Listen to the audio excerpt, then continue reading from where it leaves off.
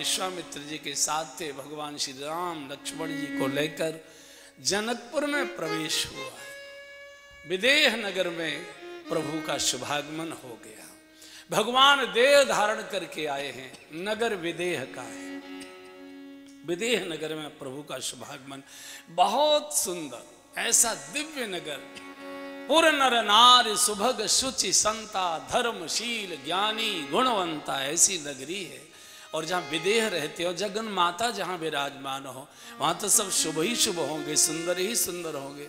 सुंदरता कहूँ सुंदर करही, ऐसा जानकी जी के बारे में। सुंदरे सुंदरी सीता, सुंदरे सुंदरी कथा, सुंदरे सुंदरी वार्ता, तो सुंदरे किम न सुंदरम। जगत की माता जहाँ विराजमान है, वहाँ सब ज्ञानी गुणवान धर्मशील सुंदर सुशील सब प्रकार के प्रभु ने प्रवेश किया। बहुत सुंदर एक जनक जी का बाग था, बहुत बड़ा बाग। पहले राजाओं के बाग हुआ करते थे। यहां भी तो लक्की बाग है। विश्वामित्र जी का राघव, सुंदर जगह बड़ी है, कुआं बहुत अच्छा है स्नान के लिए, सरोवर बहुत अच्छा है। साधु को तो स्नान की सुविधा की जगह चाहिए, और हरा भरा बाग है, यही ठहर जाते। और ठीक है गुरु जी, जैसी आपकी इच्छा है। बाग में टिक गए। बाग के जो रक्षक थे, जब उन्होंने इतने बड़े महापुरुष महात्मा को, अभी ये बाग के लोग जानते नहीं थे, सैकड़ों साधुओं की जमात इनके साथ थी, दो बड़े सुंदर राजकुमार। तो जो सेवक थे, बाग के जो माली थे, रक्षक थे, उन्होंने किसी से धीरे से पूछा होगा ये कौन है। बोले दो राजकुमार, इनको तो हम नहीं जानते। किसी साधु से पूछा, लेकिन ये हमारे गुरु जी हैं, विश्वामित्र जी हैं। विश्वामित्र जी, ओहो, एक उनमें से दौड़ कर गया और जनक जी के दरबार में सीधा पहुंच गया। महाराज की जय हो महाराज। विश्वामित्र महामुनि आए, विश्वामित्र महामुनि आए, समाचार मिथिला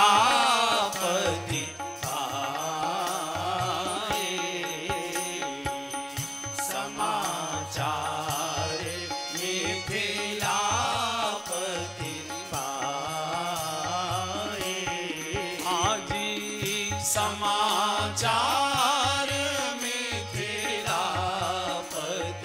पाए,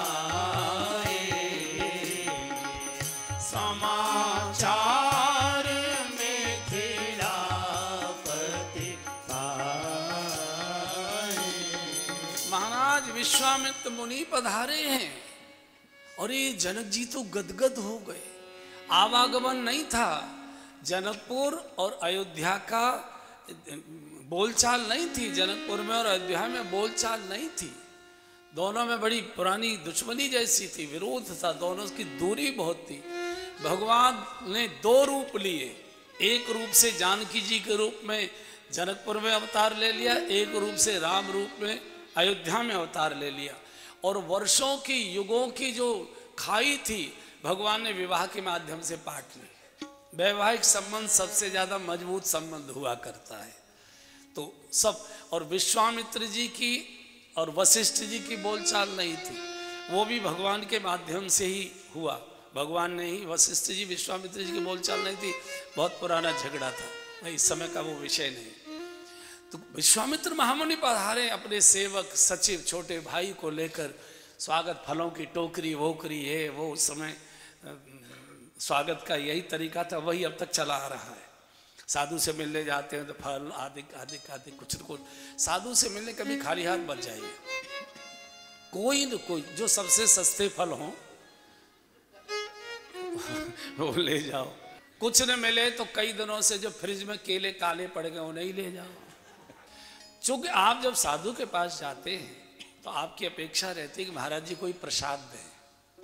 अब तो चलो साधु बड़े धनवान हो गए, बड़े ठाटबाट भी हो गए आपके आशीर्वाद से सबके, लेकिन पहले तो विरक्त लोग रहते थे, उनके पास होता क्या था।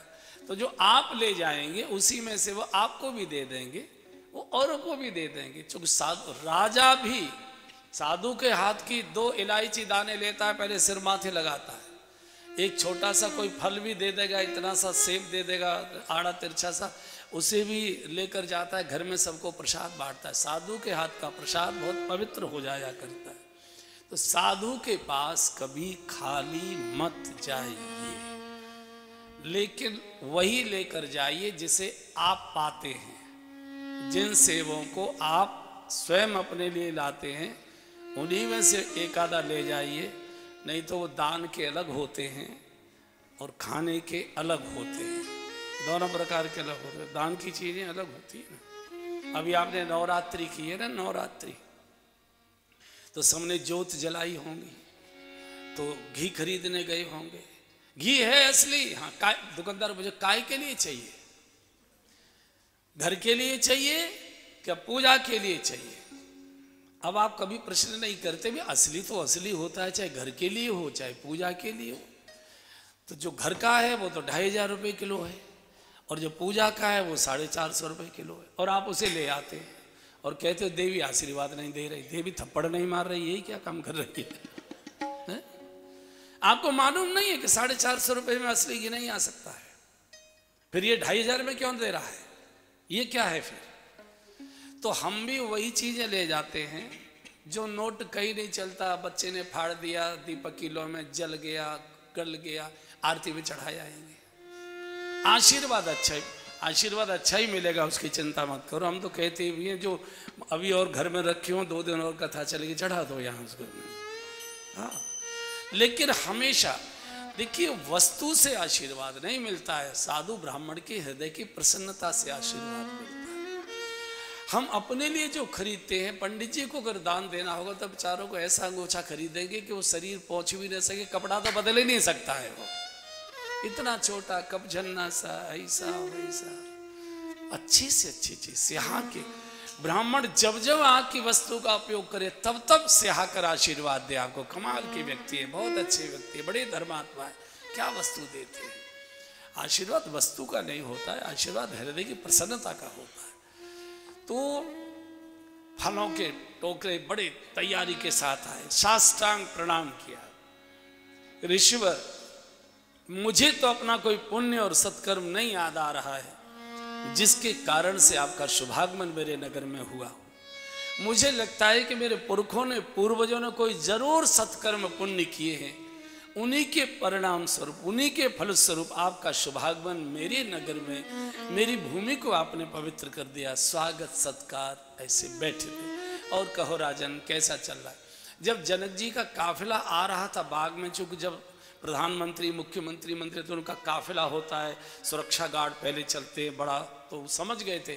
तो कहा राघव, लखन जरा तुम बाग देख आओ थोड़ा। बाग बहुत बड़ा था। विश्वामित्र जी ये चाहते थे कि अब मेरे राम का सब लोग स्वागत करें, जनक मेरे राम का स्वागत करें। अगर राम और लक्ष्मण गुरु जी के पास बैठे होते और उस समय जनक जी आते तो जनक जी के स्वागत में राम को खड़ा होना पड़ता, शिष्टाचार के नाते। राम बहुत शिष्ट है। विश्वामित्र जी चाहते हैं कि मेरे राम के स्वागत में जनक खड़े हो, जनक खड़े हो। तो सर्वोच्च, भगवान तो सर्वोच्च होना चाहिए, भले ही मानव वेश में। तो वो बाग देखने चले गए। इतने में आगे जनक जी, स्वागत सत्कार, बैठे, बैठो बैठो बैठो। राजन कैसे हो? घर परिवार बाल गोपाल सब आपका आशीर्वाद है, राज्य वगैरह सब बहुत अच्छा, आपके आशीर्वाद से बहुत अच्छा चल रहा है। ये बातचीत चल ही रही थी, इतने में ही तेही अवसर आए दो भाई, तेही अवसर आए दो भाई, तेही अवसर आए दो भाई, तेही अवसर आए दो भाई, गए रहे देखन भूलवाई, गए रहे देखन भूलवाई। बहुत रसीला प्रसंग है, खूब रस ले लेकर गाइए, सुनिए, कोई बहुत जल्दबाजी नहीं। तो जैसे ही जनक जी के आगमन होकर कुशल क्षेम चल रही थी, इतने में दोनों भाई बाग देखकर आ गए। और जैसे ही दोनों भाई आए, क्या घटना घटित हुई? उठे सकल जब रघुपति सब खड़े हो। उठे सकल जब रघुपति आए, विश्वामित्र निकट बैठा, विश्वामित्र निकट बैठा, आजी विश्वामित्र निकट बैठा,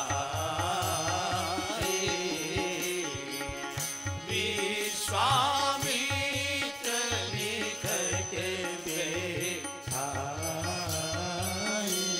घटना हो गई। उठे सकल जब रघुपति, जितने बैठे थे जनक आदि कुल के भाई वगैरह सब खड़े हो गए। किसी ने उत्तिष्ठ की आज्ञा नहीं दी। खड़े हो जाइए, अमुक आ रहे हैं, इसका अर्थ है कि वो इस लायक नहीं है कि उनके लिए खड़ा हुआ जाए। कहना पड़ रहा है कि अमुक सज्जन आ रहे हैं, महाराज जी आ रहे हैं, कृपया खड़े हो जाइए। कई महापुरुष ऐसे होते हैं कि उनके आगमन की भनक से ही आप खड़े हो जाते हैं। उनके आगमन की भनक से ही आप खड़े हो, इसका अर्थ है वो सम्माननीय है।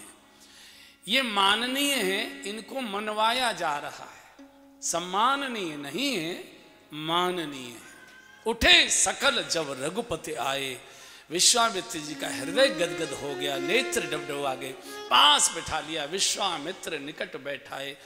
तो जनक जी जैसा विदेह, जनक जी जैसा विदेह, जिसका देह का कोई भान ही नहीं, कभी व्यक्ति वस्तु से प्रभावित ही नहीं हुए, विदेह हैं वो व्यक्ति भी भगवान श्री राम के देह के सौंदर्य में डूब गया। टकटकी लगाकर भगवान के मुखमंडल को निहारने लगे, अपलक, पलक भी नहीं झपक रहे। विश्वामित्र जी समझ गए मेरे राम के रूप का जादू विदेह पर आ गए। तो केवल जनक जी की स्थिति देखने के लिए, और बताओ राजन सब ठीक ठाक चल रहा है कि नहीं, सब काम धाम? तो जनक जी ने कहा गुरुजी ये बातें तो थोड़ी देर के बाद कर लेना, इन बातों में मुझे कोई रस नहीं आ रहा है। पहले ये बताइए कि कहु नाथ सुंदर दो बालक, कहु नाथ सुंदर दो बालक, मुनि कुल तिलक किनप कुल पालक, मुनि कुल तिलक किनप कुल पालक, ब्रह्म जो निगम नेति कहि गावा, ब्रह्म जो निगम नेति कहि गावा, उभय विष धरि की सोई आवा, उभय विष धरि की सोई आवा, सहज विराग रूप मनु मोरा, सहज विराग रूप मनु मोरा, थकित होत जिमि चंद्र चकोरा, थकित होत जिमि चंद्र चकोरा। ईश्वर पहले मुझे बताइए दोनों बालक कौन है? ये बालक हैं कि पालक हैं? कहु नाथ सुंदर दो बालक, नृपकुल तिलक कि ऋषि कुल के, ये कौन है? बालक हैं कि पालक हैं? तो विश्वामित्र जी ने कहा कि तुम तो बड़े ब्रह्म ज्ञानी हो, अपने ज्ञान से बताओ तुमको क्या लग रहा है? जनक जी ने कहा कि मुझे तो ऐसा लग रहा है वेदांत या वेद जिस ब्रह्म को न इति नैति करके बोला करते हैं, वही वेदांत का न इति ब्रह्म दो रूप धारण करके आ गया। निर्गुण निराकार जो ब्रह्म है वही ये दो रूपों में आ गया है, ऐसा मुझे लग रहा है। तो विश्वामित्र जी, तुमको ये ऐसा कैसे लग रहा है कि ये ब्रह्म है? ये तो राजकुमार की, ये दो दशरथ के ढोठा, ये तो दशरथ जी के पुत्र हैं। बोले महाराज आप तो जानते, सहज विराग रूप मनोहरा, सहज विराग रूप मनोहरा, थकित होत जिमि चंद्र चकोरा, थकित होत जिमि चंद्र चकोरा, इनहि विलोकत अति अनुरागा, इनहि विलोकत अति अनुरागा, इनहि विलोकत अति अनुरागा, इनहि विलोकत अति अनुरागा, परवश ब्रह्म सुख ही मनु त्यागा, परवश ब्रह्म सुख ही मनु त्यागा। जब विश्वामित्र जी ने कहा कि तुमको क्या लग रहा है, मुझे तो लगता है कि ब्रह्म ने दो रूप धारण कर लिए। ऐसा कैसे कह रहे? बोले ऋषिवर आप जानते मैं सहज वैरागी, मुझे वैराग्य धारण करने के लिए प्रयत्न नहीं करना पड़ता, मेरा मन सहज वैरागी। मैं कभी किसी के दैहिक सौंदर्य से प्रभावित नहीं हुआ, लेकिन क्या बताऊं, जब से मैंने इन दोनों कुमारों को देखा है मेरा मन ही मेरे काबू में नहीं। इनहि विलोकत अति अनुरागा, मेरे हृदय में अनुराग उमड़ रहा है, प्रेम नहीं। प्रेम शरीर को देखकर होता है, राग भी शरीर के कारण से राग होता है, विद्वत्ता के कारण से। अनुराग होता है भगवत दर्शन के कारण से। मेरे हृदय में अनुराग उमड़ रहा है, मेरा मन बार बार बार बार इन पर बलिदान हो रहा। मुस्करा गए, राजन तुम ठीक कहते हो। तो भगवान ने जो है इशारा कर, नहीं गुरु जी पोल खुल जाएगी, बातें आगे मत बढ़ाना, बड़ी मुश्किल हो जाएगी। तो विषय बदल दिया कि ये दो दशरथ के ढोटा, ये दोनों दशरथ जी के राजकुमार हैं, मेरे यज्ञ की रक्षा करने आए थे। तो फिर मैंने सोचा कि चलो तुम्हारे धनुष यज्ञ का भी इनको दर्शन कराता, चलो घूम फिर लेंगे, कहाँ राजभवन से निकलते हैं। तो रास्ते में अहिल्या जी का उद्धार कर, गंगा स्नान कर, हम तुम्हारे नगर में तुम्हारी बिटिया का जो धनुष यज्ञ का समारोह होने वाला है ना, तो बच्चों की तमाशा देखने की इच्छा होती है। तो मैंने कहा चलो इन दोनों बालकों को भी दिखा लाऊं। और वैसे बाप नहीं ले जाता बच्चों को दिखाने के लिए तमाशा, बाबा ही ले जाया करते हैं ना, दादा ही ले जाया करते हैं। बूढ़े दादा उंगली पकड़कर रावण का मैदान में जो होता है रावण आवड़ का, या उसको। तो जनक जी ने कहा ऋषिवर आप तो ऋषि हैं, तपस्वी हैं, आपको तो सब प्रकार से भूमि शयन का अभ्यास है, झोंपड़ी में रहने का अभ्यास है, कंदमूल फल कच्चे खाने का भी अभ्यास है। ये तो राजकुमार हैं, चक्रवर्ती नरेश के पुत्र हैं, ये तो पालने में झूले हैं, कांचन के पात्रों में इन्होंने 56 भोग के प्रसाद पाए हैं, ये कैसे भूमि शयन करेंगे, ये कच्चे कच्चे फलियां कैसे खा पाएंगे? आज्ञा हो तो राजभवन में ले चलें। बोले चलो, हमको तो कोई आपत्ति नहीं। और यहाँ से तीनों को विश्वामित्र जी राजभवन में ले आए। सीता जी जिस भवन में निवास करती थी, सिय निवास सुंदर सदन, उस सीता जी के भवन को खाली कराया गया। सीता जी को जनक जी अपने भवन में ले गए और सीता जी के भवन में भगवान को टिकाया गया। और ये कारण ही सकारण टिकाया गया, क्योंकि भगवान तो भक्ति के ही भवन में निवास कर सकता है, भोगी के यहाँ तो नहीं जाएगा। और इसका नाम था सुंदर सदन सुखद सब काला। एयर कंडीशन आज नहीं चले, एयर कंडीशन उस समय भी थे। जनक जी का जो भवन था ये पूरा एयर कंडीशन था। सुंदर सदन सुखद सब काला, गर्मियों में ठंडा और जाड़ों में गुनगुना, इसको एयर कंडीशन कहते हैं ना आप लोग, उसमें उनको टिकाया गया। और जहाँ सीता जी होंगी वह सुंदर ही सुंदर रहेगा। योगी के भवन में है तो योगी के भवन का नाम सुंदर सदन, और दुर्भाग्य कहिए या षड्यंत्र कहिए रावण के उसके। और जब जानकी जी को लंका में भी निवास करना पड़ता है अशोक वाटिका में, उस कांड का भी नाम सुंदर कांड ही किया है गोस्वामी। भक्ति जहाँ होगी, चाहे हमारे जीवन में हो चाहे भवन में हो, सुंदर ही सुंदर होगा। विश्राम हुआ, भोजन हुआ। और देखिए ये साधुता की भी परिभाषा दे रहे हैं विश्वामित्र जी। साधु किसे कहते हैं? साधु कहते हैं जो सधा हुआ है, साधक कहते हैं जो सधने का प्रयत्न कर रहा है, साधु कहते हैं जो सध गया, और संत सिद्ध कहते हैं जो औरों को साधने का प्रयास कर रहा है, प्रेरणा दे रहा है। साधु साधु एक वेश से भी पता लगता है, वेश से इतना पता लग जाता है कि ये सधे हुए सज्जन हैं। कोई भी आकर्षण इनको अब आकर्षित नहीं कर सकता।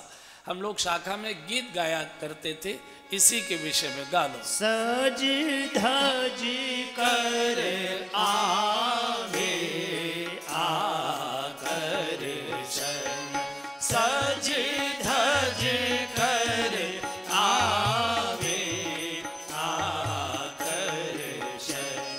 पग पग पर झूमते प्रलोभन, पग पग पर झूमते प्रलोभन, तज कर सबको विमुख बटोही, तज कर सबको विमुख बटोही, पथ पर संभल संभल बढ़ता है, पथ पर संभल संभल बढ़ता है, दिव्य ध्येय की ओर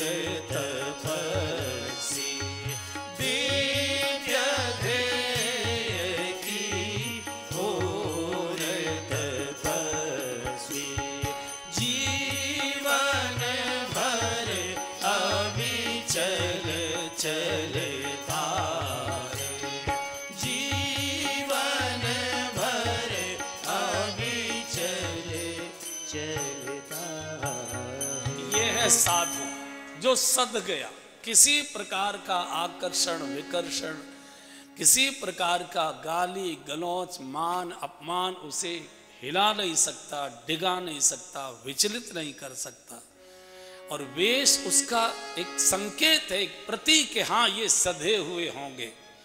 और जिसको आश्रम की संपत्ति की जमीन की कोर्ट में केस लड़ने की इच्छा हुई है या स्थिति आई है, वो साधु वेश तो है लेकिन वो सधा हुआ नहीं है। रहे भाई, तू रह ले, हम कहीं फिर झोंपड़ी, और भगवान को फिर झोंपड़ी का महल बनाना होगा तो फिर बना देगा। घर से जब छोड़कर आए थे तो ये तो सोचकर नहीं आए थे कि बहुत अच्छा बड़ा मकराना जड़ा हुआ आश्रम मिलेगा। घर से तो छोड़कर आए थे, कहाँ रोटी मिलेगी, कहाँ ठिकाना मिलेगा, किस पेड़ के नीचे सोएंगे, ऐसा तो कोई तय नहीं हुआ था। जो सब प्रकार के आकर्षणों को छोड़कर और भविष्य के अंधकार में कूदता है उसको साधु कहते हैं। जो कल की चिंता करता है उसको गृहस्थी कहते हैं। जो आज के आनंद में डूबा है उसको साधु कहते हैं। और कोई गृहस्थी की कोई परिभाषा नहीं। जो कल की चिंता में डूबा है, कल के लिए रख लो, कल के लिए काम आएगा, भविष्य के लिए काम आएगा। बैंक में डाल दो, जेवर खरीद कर रख लो, यहाँ लगा दो, वहां लगा दो, किसी के व्यापार में लगा। जो कल की सुरक्षा में जी रहा है वो संसारी है। वेश उसका कोई भी हो सकता है। जो आज के ही आनंद में कल मिलेगा, कल क्या होगा किसने। जिंदगी एक सफर है सुहाना, कल क्या होगा किसने जाना। जिंदगी एक सफर है सुहाना, कल क्या होगा हमने जाना। कल क्या होगा हमने जाना। कल क्या होगा, कल भी कथा होगी, कल भी कथा होगी।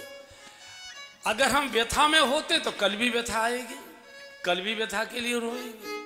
हम कथा गा रहे हैं, कल भी कथा होगी, परसों भी कथा होगी। यहां से चले जाएंगे, जहां जाएंगे वहां भी कथा होगी। तो जो वस्तु में, विषयों में साधु का एक ही परिचय है और गृहस्थी का एक ही परिचय है। बाल बच्चों से कोई गृहस्थी नहीं होता है, साधुओं के बाल बच्चे ज्यादा होते हैं। भाई आपके तो 1 2 3 4 ही होंगे, साधुओं के तो लाखों लाख शेष सेवक होते हैं कि नहीं है, तो वो बच्चे ही तो होते हैं। साधु क्या बोलता है आपसे, आओ बच्चा बैठो, क्या बोलता है साधु, यही तो कहता है। और बच्चा कैसे हो, अरे बच्चा बहुत दिनों में आए, बच्चा कैसे, साधु बच्चे ही तो बोलता है। तो उसके तो बहुत बच्चे हैं, बच्चों से कोई गृहस्थी नहीं होता। गृहस्थी होता है जो 3 चीजों में फंसा है, 3 में, उसको गृहस्थी कहते हैं। विषय में, व्यक्ति में और वस्तु में। जो 3 चीजों से आकर्षित है, 3 चीजों में फंसा है, जो 3 के लिए ही जी रहा है, वही उसकी इच्छाएं हैं। वस्तु, विषय और व्यक्ति, जो इनसे प्रभावित अप्रभावित होता है, प्रसन्न और अप्रसन्न रहता है।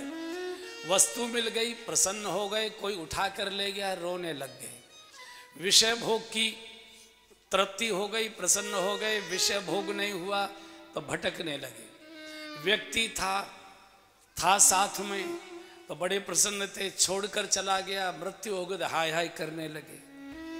इसको गृहस्थी कहते हैं।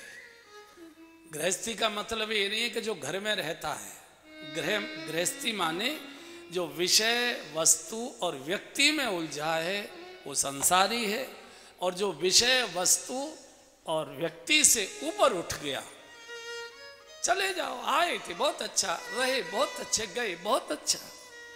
जैसा है जाई विद राखे राम ताई विद रही। कभी घी गुड़ गढ़ा, कभी मुट्ठी भर चना, कभी उसको भी मना। जो भी भविष्य की सुरक्षा रखता है वो वेश कोई भी हो सकता है, वो गृहस्थी है। जिसने भविष्य की अरे भाई भगवान के भरोसे आए हैं, क्या वो हमको अपने बच्चों को भूखा रहने देगा? हमारा नौकर हमारे भरोसे रहता है, हम उसकी चिंता करते हैं कि आ रहा होगा, देर से भी आएगा, उसके लिए 2 रोटी रख दो, ये रख दो, रख दो, ये रख दो। तो जो भगवान है, सारे जगत का दाता है, बाप है, सबका भरण पोषण करने वाला विश्वम्बर है, वो अपने बच्चे को भूखा रखेगा। अगर बच्चा उसके भरोसे है तो हमारे वृंदावन की बड़ी जोरदार कथा आती है। वृंदावन की एक महिमा है कि राधा रानी वृंदावन में किसी को भूखा नहीं सोने देती, किसी को, वहां की महिमा है। तो एक आ गए ज्ञानी महाराज थे, तार्किक थे। मैं देखता हूं अगर हम कहीं जाएंगे नहीं, मांगेंगे नहीं, कुछ उद्यम नहीं करेंगे तो कौन हमें बैठ के खिला देगा। तो जटा पटा थी, अच्छे साधु थे, बैठ गए यमुना जी किनारे, पेड़ के नीचे बैठ गए, देखे कौन खिलाता। कहते राधा रानी किसी को भूखा नहीं सोने देती, भूखा नहीं सोने। उस समय चांदी के रुपए चलते थे, तो 1 चांदी का रुपया जटाओं में लगा लिया कि मान लो कोई नहीं आया तो कम से कम खा तो लेंगे बाद में। तो वो उसमें लगे। सुबह से दोपहर हो गया, इंतजार करते, कोई नहीं आया। शाम हो गई, कोई नहीं आया। रात हो गई, कोई नहीं आया। घरों में दीपक जल गए, भोजन पानी बन आ गया, लोगों के दीपक बुझने लगे, सोने की स्थिति आई, कोई नहीं आया। तो बैठा बैठा बड़बड़ाने लगा, है कहते राधा रानी किसी को भूखा नहीं रहने देते। सवेरे से बैठे इंतजार कर रहे, भूखे मर गए, कोई पूछने तक नहीं आया। एक बिटिया वहां से निकल रही थी, लड़की, राधा जी थी और कौन था। बोले बाबा कौने गाली दे रहे हो? अरे लोगों को बहका रखा है यहाँ के लोगों ने कि राधा रानी किसी को भूखा नहीं सोने देती है, राधा रानी किसी को भूखा नहीं सोने देती। सवेरे से इंतजार कर रहे हैं, कोई नहीं आया पूछने के लिए। बोले बाबा जटा में तो रुपया तो निकाल पहले। राधा रानी तो तब खिलावेगी जब अपनी जटा को रुपया तो छोड़। तूने तो अपना पुरुषार्थ अपने पास दाब रखा है मुट्ठी में, तो मेरा क्या होगा उसमें? मैं तो तब आती हूँ जो मेरे आश्रित होता है। छोटा बच्चा जब तक माँ के आश्रित रहता है, बच्चा चैन से सोता है, माँ बेचैन रहती है। जग गया होगा, रो रहा होगा, भूखा होगा, कौन दूध पिलाएगा, ऐसा वैसा। चूंकि वो माँ के अतिरिक्त किसी को जानता ही नहीं, किसी को नहीं जानता। तो जो भगवत आश्रित होता है, साधु कहते हैं जो सब परिस्थितियों में भगवत प्रसाद मानकर उसको जीता है। सुख है तो तेरा प्रसाद है, दुख है तो तेरा प्रसाद है। कभी रबड़ी का प्रसाद मिल गया, कभी बर्फी का प्रसाद मिल गया, कभी चटपटी चाट का प्रसाद मिल गया, सब तेरी इच्छा है। तो जनक जी उसी स्तर के और विश्वामित्र जी उसी स्तर के, जो व्यक्ति से, वस्तु से और विषय से ऊपर उठ चुके हैं। संध्या का समय भगवान जनकपुर के लोगों को अपने रूप माधुरी का दर्शन कराना चाहते थे, लेकिन स्वयं नहीं जाने की झिझक लगती थी।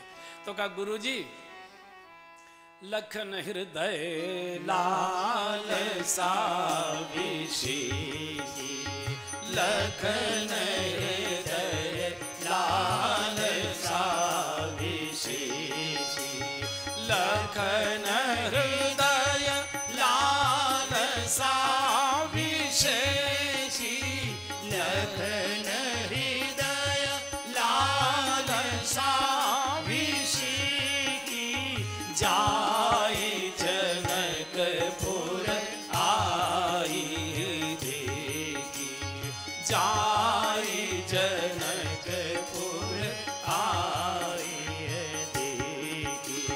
राम अनुज मन की गति जानी, राम अनुज मन की गति जानी, भगत वत्सलता ही मधुरानी, भगत वत्सलता ही हुलसानी। गुरुजी लक्ष्मण की नगर देखने की बहुत इच्छा कर रही है, तो इसको दिखा लाऊं। तो विश्वामित्र जी, तुम्हारी तो नहीं इच्छा हो रही? बोले नहीं, मेरी तो नहीं हो रही है, लेकिन इसकी हो रही है। ठीक है लखन, तू चला जा। भगवान का नहीं गुरुजी, ये माया की नगरी है। जानकी जी भक्ति की भी प्रतीक है, जानकी जी माया की भी प्रतीक है। और माया की नगरी में जीव अगर अकेला जाएगा तो फंस सकता है। इसलिए मैं दिखा के लौटा के आके चरणों में ले आऊं। और संसार से भागना कहीं नहीं लिखा किसी शास्त्र में। रहना तो संसार में ही पड़ेगा। अपना घर छोड़कर आओगे तो हरिद्वार में नया घर बना लोगे, वृंदावन में नया घर बना लोगे, और उससे ज्यादा अच्छा बना लोगे। भाग के कहाँ जाओगे? नहीं नहीं, इस जगत को भगवत दृष्टि से देखें, माया की दृष्टि से देखें तो फंस जाएंगे। मेरा मेरा मेरा मेरा, ये सब भगवान की लीला है, भगवान की कृपा है। मैं दिखा कर लाऊं। कहा जाओ, जाई देख आवहु नगर, और सुख निधान दो भाई, करम सुफल सबके नयन, बेटा सुंदर बदन